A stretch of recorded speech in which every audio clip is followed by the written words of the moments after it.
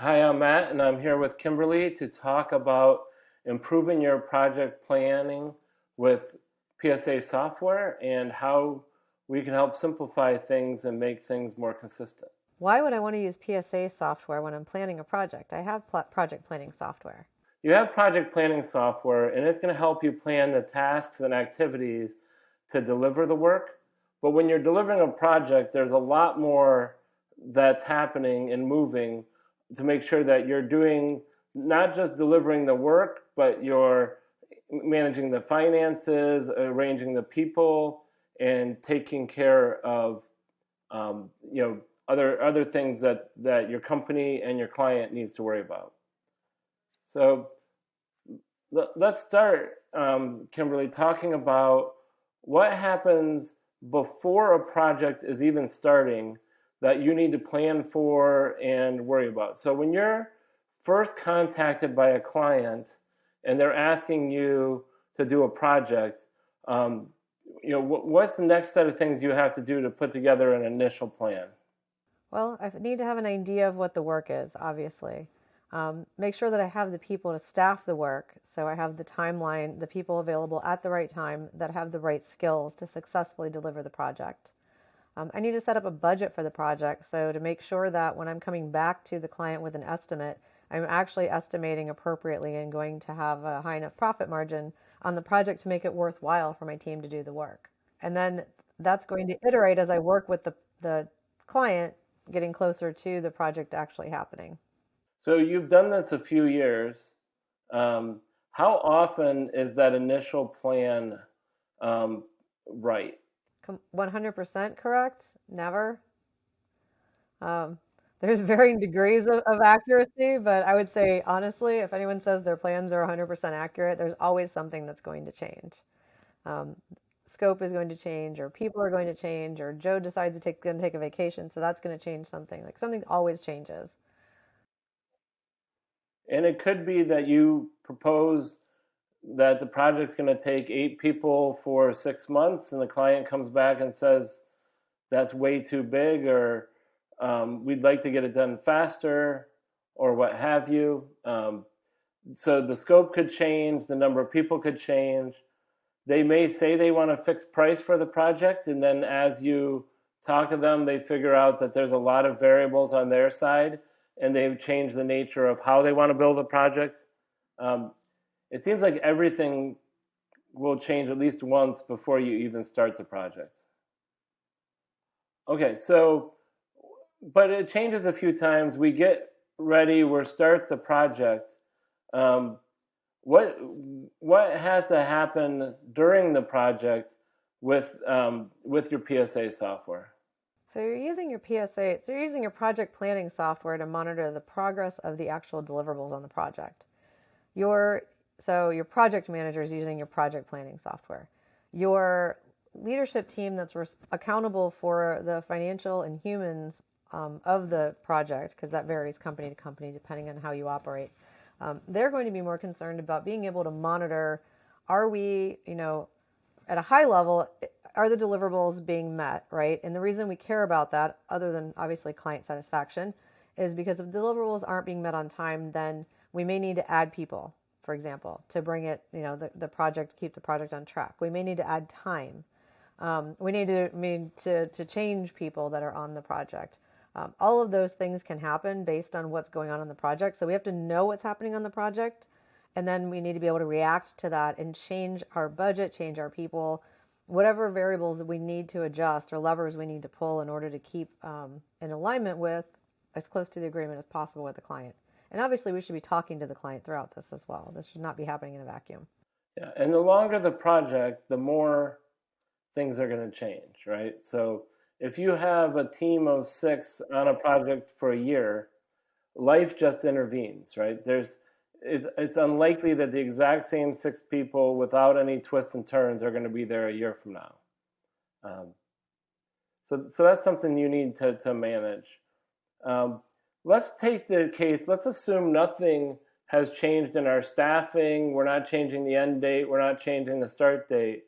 Um, or people aren't starting late or what have you. Um, we still have to monitor this project every week to say, are we putting in the hours? Like, are there any variances? So we have a plan, and our plan can change from time to time, but let's say our plan is locked in. We still need to monitor, are we delivering against that plan? And not just in our project planning software, we're saying, are we delivering the deliverables, but are we delivering the time, the people, or are there variances that we need to be monitoring?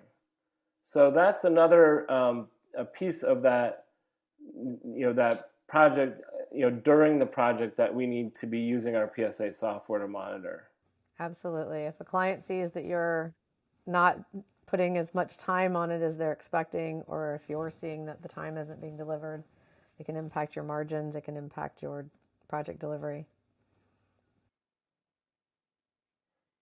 So what about after a project? What, like, once the project's done, everything's delivered, is the PSA software done as well and there's nothing left to do? No, it's not. I think there's a really good opportunity if you're using quality PSA software to leverage, other than obviously, you're tracking your actuals versus your projected, but to do that in a way that you're learning for the future, right? So whenever you bid on a project or you put in an estimate for a project, it's always an estimate, right? And we kind of talked about, no, there's never 100% of the time that you're right up front. But what you can do is learn from every time you do this. So the more estimates you do, the more you learn from them. And your PSA software can actually help you get insights that you wouldn't otherwise have. So looking at how you bid, like did you overbid or underbid from the very beginning? Was the staffing correctly? You can look at when you change staffing, how you change staffing, looking at like your margins, how your margins change over time. Did we accurately estimate, and include all the variables that we needed to include, right? In order to be able to have an accurate projection of the project and the value of the project. And that even includes things like, hey, everybody got a raise in December. We put a bid in October for a project from November to July and didn't take into account that we were going to have raises for everybody in December, right? And so that had a 5% impact on our margin. So things like that, when you should always be looking as you're going through the project. But it's a different version of a retrospective that you can leverage PSA software to do, looking back on the project from more of a financial and fiscal and human planning standpoint than from a deliverable standpoint, and then leverage those learnings moving forward. Right. I think our general message in this section is, if you're trying to do effective project planning, you can't just have your eyes on the tasks and deliverables. You need to leverage your software so that before the project, you're properly setting yourself up for success. During the project, you're effectively monitoring and addressing any concerns. And then after the project, you're retrospecting to be sure that you delivered on what you said you would deliver, but also that you're learning, because the future projects you do as an organization can benefit for what you learned during that project. Let's talk about some tips for effectively planning projects. I know the number one thing, Kimberly, since you and I have done a lot of projects together, we're very much doing agile project management. So the number one thing we're going to stress is that you have to have a team that's working within a cadence. So talk about that a little bit of why that's such an important tip, and maybe some more details of that. Well, so there's two aspects of cadence for your project, right? There's your project deliverables cadence. So your delivery team, your engineers, your UX people, your delivery manager, whatever you're calling your folks, your scrum master on the team, should be having a consistent cadence throughout the life of the project that allows them to be able to plan and deliver, right? So the more consistent your cadence is, the more you understand what you're capable of delivering on each cycle during each sprint, and that allows you to be able to more effectively plan and forecast moving forward.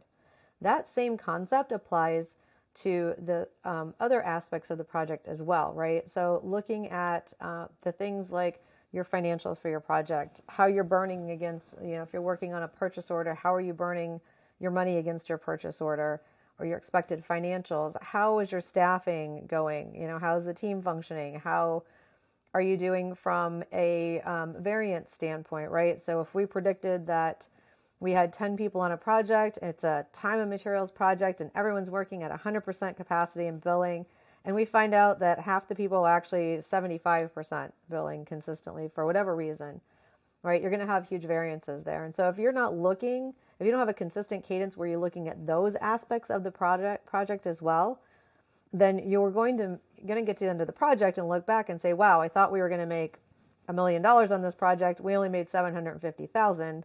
That's not good, right? So if you're doing an ongoing regular cadence and you're checking in on those things, it's the same idea as when you're checking on your project deliverables. It allows you to see issues in time, and it allows you to be no more than, say, a week off, and that you can then leverage that time to adjust and get back on track. Right. And another, tip, and this is, kind of integral to this video, is that you want to use your technology to monitor this, right? So you have your PSA software. You should be going in on a regular basis in this cadence and looking at it. And you should have reports that say, what's my utilization? What's my variance? What's my revenue last week, last month, last quarter?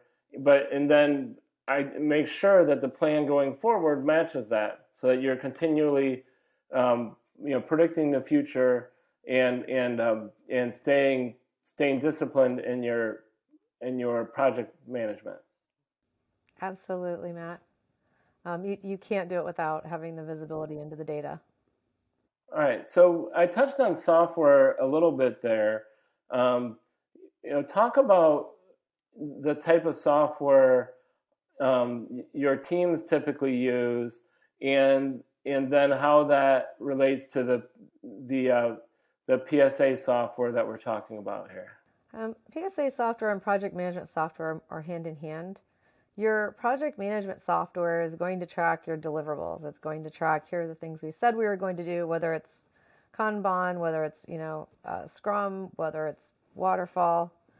Can't say that, I'm making a face, but any of those things, you're agreeing to some sort of set of deliverables and timelines, and the details of that are what you're going to be tracking in your project management software. You're also going to obviously tie the humans to those activities and be able to look back and forward and predict how you're delivering those items. Your PSA software is going to look at how you're staffing your project, what your project margins look like, what your variances are. So, again, if we said we're going to bill, 40 hours a week and we're only billing 30 hours a week, over time, that's going to cause an issue. If it's a T&M, it's going to cause an issue with how much revenue you thought you're going to make. If it's a fixed bid or monthly retainer, it's going to cause an issue with your client, thinking you're not giving them the hours that they paid for. And then when you look at your project planning software for how are we tracking against the deliverables that we said we were going to deliver, and you tie that to how are we doing as far as finances are concerned, right? Are we on track? Are we on budget?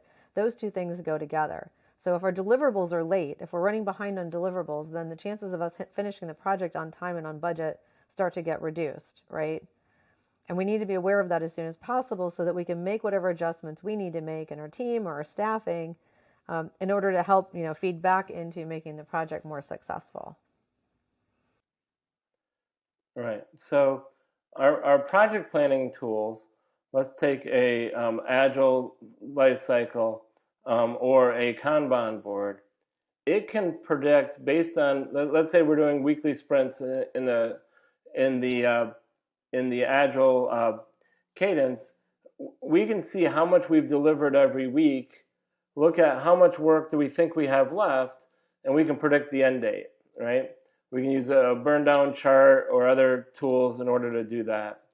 With Kanban, similarly, we can measure the flow of work going through the team, and therefore predict, based on how much work we have to go through the team, how long that's going to take to get to the next release, right?